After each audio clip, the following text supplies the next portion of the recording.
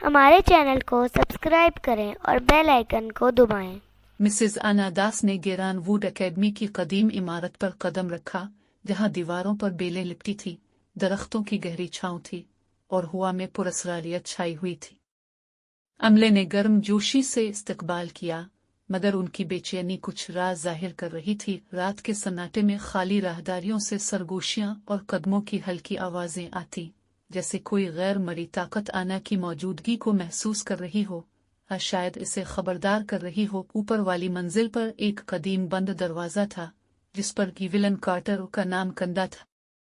यह दरवाजा बरसों से बंद था और शायद किसी गहरे राज का गवाह भी। एक तालिबा कलारा ने हिचकिचाते हुए स्कूल के खौफनाक माजी की कहानी सुनाई, जिसमें एक सख्त गिर हेड मिस्ट्रेस और एक मासूम लड़की के बीच की अलमनाक दास्तान छपी हुई थी। आना ने स्कूल की लाइब्रेरी में पुराने रिकॉर्ड्स और तस्वीर के जरिए ग्रीनवुड की तारीख को खंगालना शुरू किया, जहां उसे एक कहानी मिली जिसने स्कूल के माजी की भेद भरी हकीकतें जाहिर की।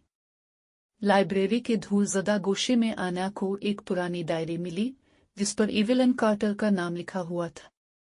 मिसेस विटेकर ने स्कूल के तारीख माजी का एतराफ किया, लेकिन आगे बढ़ने से खबरदार किया। आना की तफ्तीश के साथ स्कूल ने अजीबोगरीब हरकतों से उसे रोकने की कोशिश की।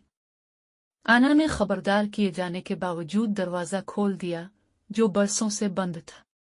कमरे में दाखिल होते ही एक सर्द हुआ का झोंका आया। ये जगह वक्त की कैद में लग रही थी।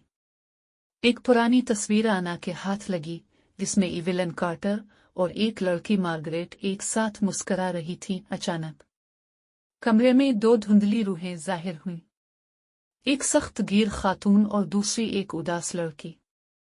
आना ने तस्वीर को हाथ में लेकर रूहों से बात की। दोनों रूहों ने मुआफी के साथ गिले लगा लिया और कमरे का माहौल बदल गया। कमरा, जो पहले तारीक था, रोशनी से भर गया और सुकून का एहसास दे गया। आना ने तलबा को मुआफी और सुकून की ये कहानी सुनाई।